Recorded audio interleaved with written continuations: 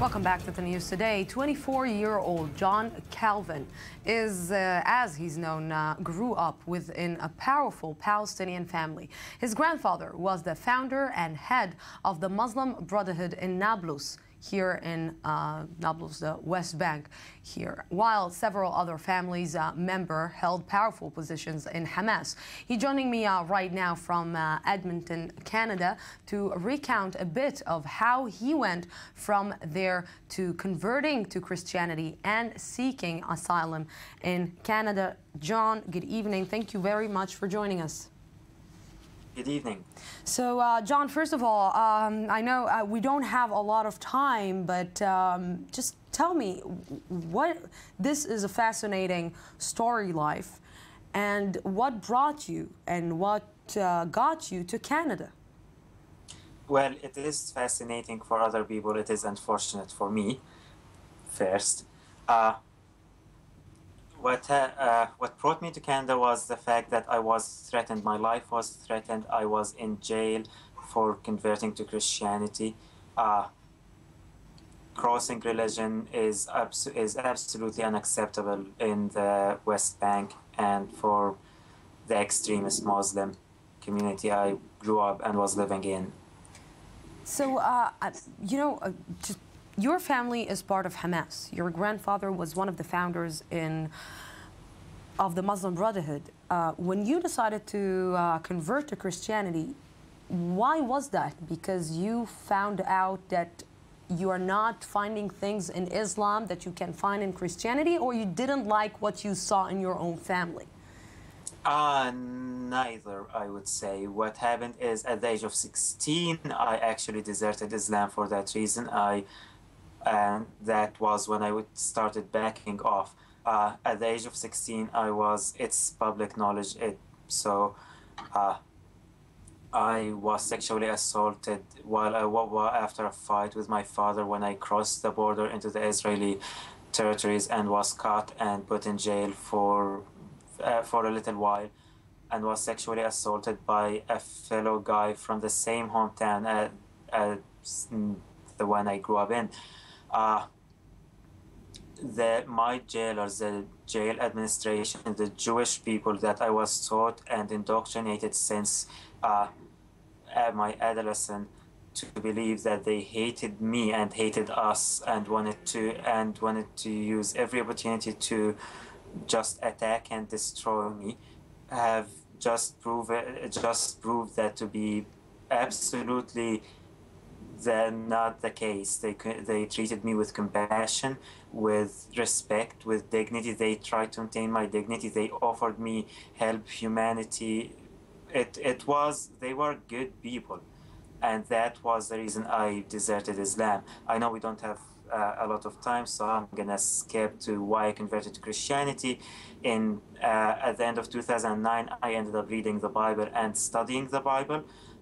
Studying about the Bible, it made sense, both logically and spiritually to me, and thus I converted to Christianity. So, what was, let's say, the path that you took in your life, except converting to Christianity, that your family didn't like, that it made them think that you need to be murdered or you need to be killed because of the path that you took?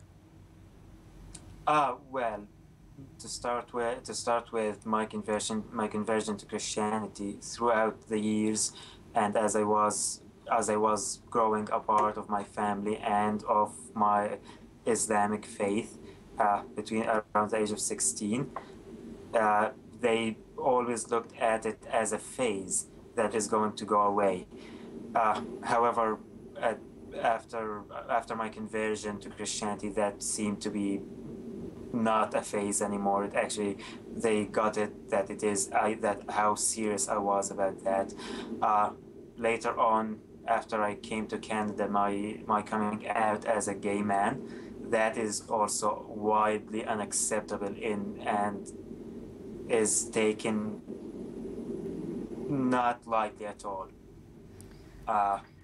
You know, the story of, yes, speaking with me, yes, you can continue. So, speaking to you and speaking to Israeli media is qualifies me for treason.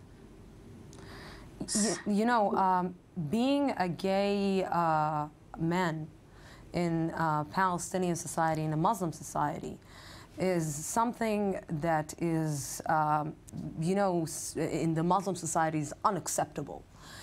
To the Palestinians, we see here, like, for example, in Tel Aviv, a lot of Palestinians who are working in Israel and are escaping the Palestinian territory because they chose, or they came out of the closet. They are gays, and they knew that if they will stay in the Palestinian territories, they will end up dead.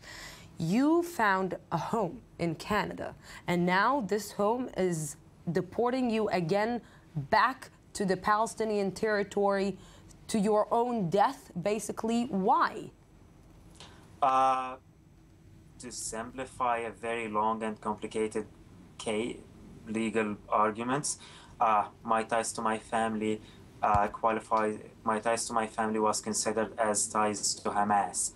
And and there is a Canadian policy states, if you are part of a terrorist organization or human rights abusive in the past, you have no right to apply for asylum in Canada.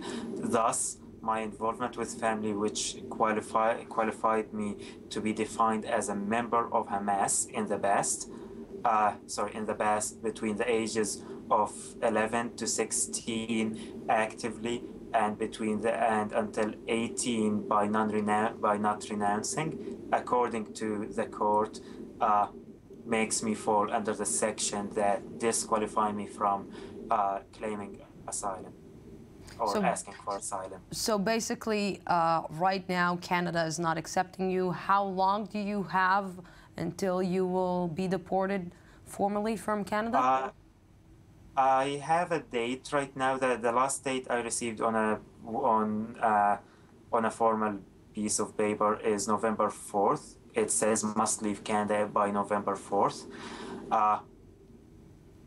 I would not actually say that Canada want me out, as much as I would say the legal system is a bit confusing. I have a wide,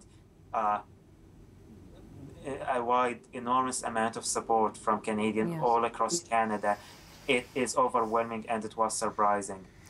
John Calvin, we will continue following your story here in I-24 News, and maybe we'll try to seek some kind of a statement or some kind of a response from the Canadian government. For now, thank you very, very much for sharing your story with us. Thank you.